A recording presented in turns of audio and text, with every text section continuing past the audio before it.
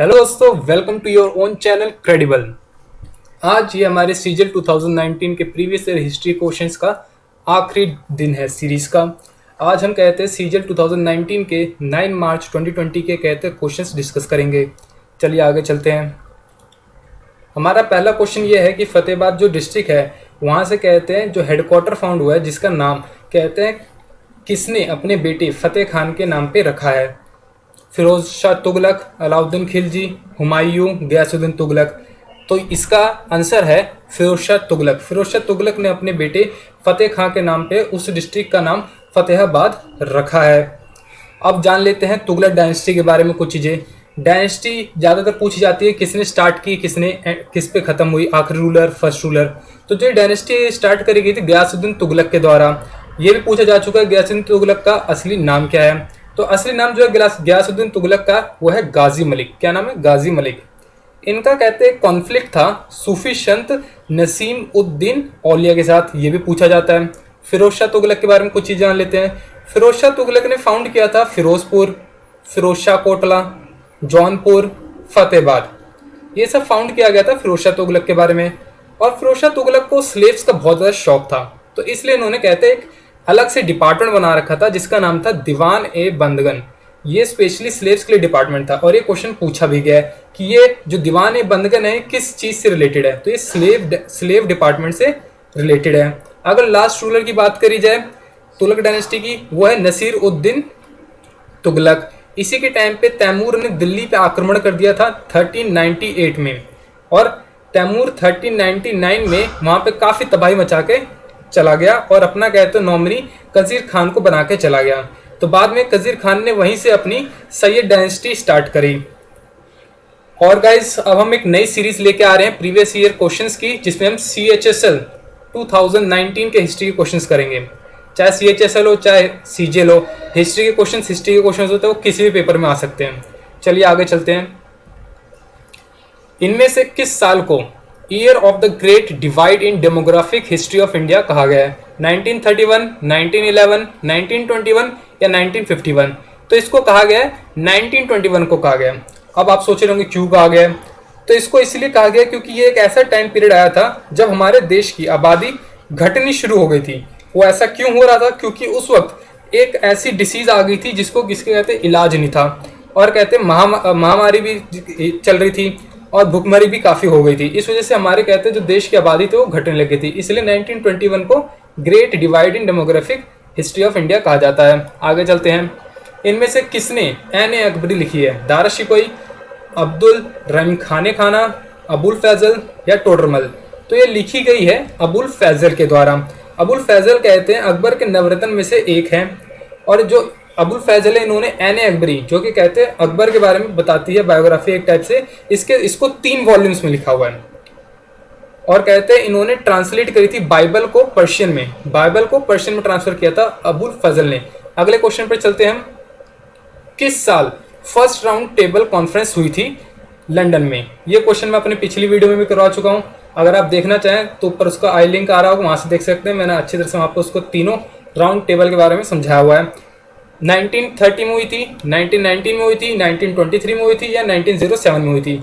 तो ये हुई थी 1930 में। फर्स्ट राउंड टेबल 1930 में हुई थी, सेकंड राउंड टेबल 1931 में हुई थी और थर्ड राउंड टेबल 1932 में हुई थी। इससे रिलेटेड क्वेश्चन ये बनते हैं कि कहते हैं ऐसा कौन है जिसने तीनों राउंड टेबल में भाग लिया? वो थे हमारे डॉक्टर भीमराव अम्बेडकर। और पूछा जाता है INC ने किस राउंड टेबल में भाग लिया? तो वो था 1931 जो कि हमारा सेकेंड राउंड टेबल था। उसमें कहते हैं गांधी जी ने INC को रिप्रेजेंट किया था। आगे चलते हैं। किस साल पोर्चुगीज ने कैप्चर कर लिया था गोवा पे? 1510 AD, 1475 AD, 1540 AD, 1610 AD? तो पोर्चुगीज ने कैप्चर किया था 1510 AD में गोवा पे। इसके बारे में कुछ जान लेते हैं। जो पोर्चुगीज के सेकंड गवर्नर थे अल्फांसो डी अल्बुकुरी, इन्होंने कहते हैं ये कैप्चर किया था और कहाँ किससे छीना था? बीजापुर के जो किंग थे उनसे ये छीन लिया था गोवा 1510 में। और ये क्वेश्चन पूछा जाता है कि पोर्चुगीज के फर्स्ट गवर्नर कौन थे? तो फर्स्ट गवर्नर का नाम याद रखिएगा, फ्रांसिस्को अल्मीडा। ये मेरे से पूछा जा चुका है सीजन में, फ्रांसिस्को अल्मीडा। आगे चलते हैं। किसने ट्रीटी साइन की थी अलीनगर की ब्रिटिश के साथ? मीर जाफर, सिराजुद्दौला, मीर कासिम या अली वर्दी खान। तो ये जो साइन की थी ट्रीटी ऑफ अलीगढ़ वो थे सिराजुद्दौला। सिराजुद्दौला उस वक्त नवाब ऑफ बंगाल थे। 2 जैन 1757, मैं इसलिए डेट बता रहा हूँ क्योंकि आजकल पूछा भी जाता है डेट का। तो 2 जैन 1757 को ये ट्रीटी साइन हुई थी सिराजुद्दौला और रॉबर्ट क्लाइव के बीच में। ये अलीनगर जो है ये कुछ टाइम के लिए सिराजुद्दौला ने कलकत्ता का नाम रखा था। और जो ट्रीटी थी इसमें कंडीशंस क्या क्या थी?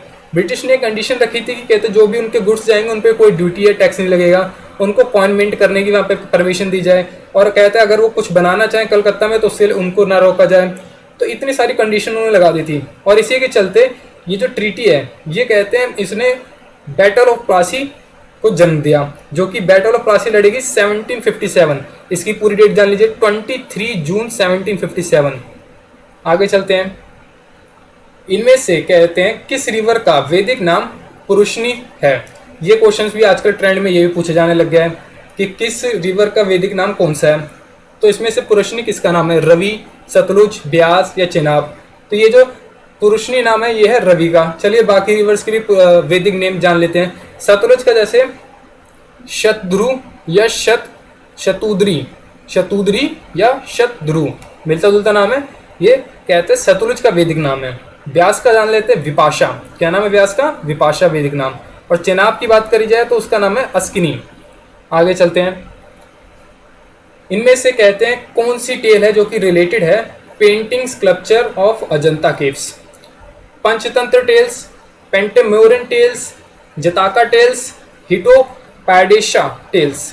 तो ये हमारी है जताका टेल्स। जताका टेल में बताया गया है पेंटिंग और स्कल्पचर्स के पेंटिंग और स्कल्पचर बता रखी हैं अजंता केव्स की। जो जताका टेल से पूछ लेते हैं कि किस धर्म से रिलेटेड है, तो ये बुद्ध धर्म से रिलेटेड है।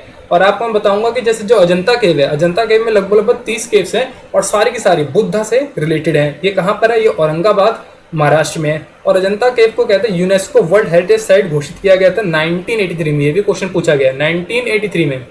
आगे चलते हैं। और आपको बताना चाहूँगा मैंने 2018 के भी सीजीएल के सारे हिस्ट्री के क्वेश्चंस कवर कर रखे हैं। उसका लिंक ऊपर आ रहा होगा, आप वहाँ से जाकर भी देख सकते हैं।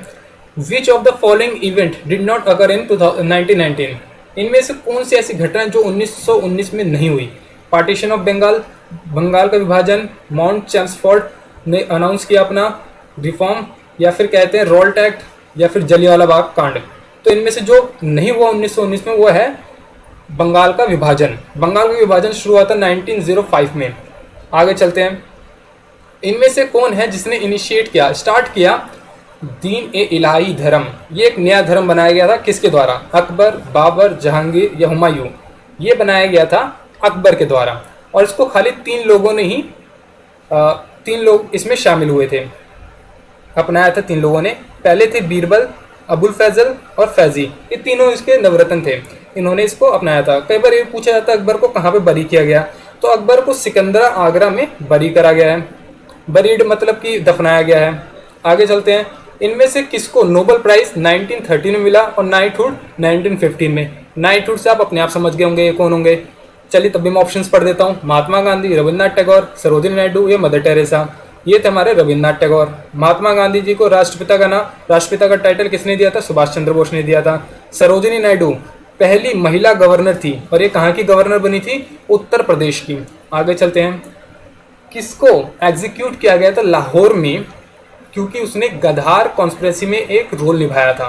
अब ये जान लीजिए। चलो पहले ऑप्शंस पढ़ते हैं। तांतिया मामा, करतार सिंह सारवा, मागमभाई पटेल, विजय सिंह पाटिक। अब मैं आपको पहले बता देता हूँ आंसर से पहले कि ये था क्या, गद्दार कॉन्स्पिरेसी था क्या। 1913 में गद्दार पार्टी कहते हैं सैन फ्रांसिस्को में बनाई गई, और कहते हैं वहाँ पर कहते हैं सैन फ्रांसिस्को में 1913 में पार्टी बनाई गई, और वहाँ से काफ़ी ज़्यादा फंडिंग और कहते हैं प्लानिंग होती थी। तो इसको जिसको कहते हैं एग्जीक्यूट किया गया वो थे हमारे करतार सिंह सारवा जी। अब जब इनको एग्जीक्यूट किया गया था तो इनकी उम्र मात्र 19 साल थी। कितनी थी? मात्र 19 साल थी इनकी उम्र। इन्होंने क्या किया था कि इन्होंने कहते पहले ये कहते गद्दार पार्टी के साथ मिल गए। ये उस वक्त अमेरिका में पढ़ते थे और इन्होंने कहते गद्दार पार्टी ज्वाइन की। फिर कहते हुआ ये कि वहाँ पे सब लोगों ने डिसाइड किया कि किसी एक को जाके इंडिया में रिवॉल्यूशन के लिए कहते हैं वहाँ पे जाके पार्ट लेना पड़ेगा, तभी बात बनेगी। तो रास बिहारी बोस ने ये डिसाइड किया कि हम एक ही दिन में जितने भी इंडियन ब्रिटिश आर्मी जितनी भी है उस सब के सारे सैनिक एक ही दिन में सारी छावनियों पे कहते हैं विद्रोह कर देंगे। तो ये प्लान डिसाइड हुआ था।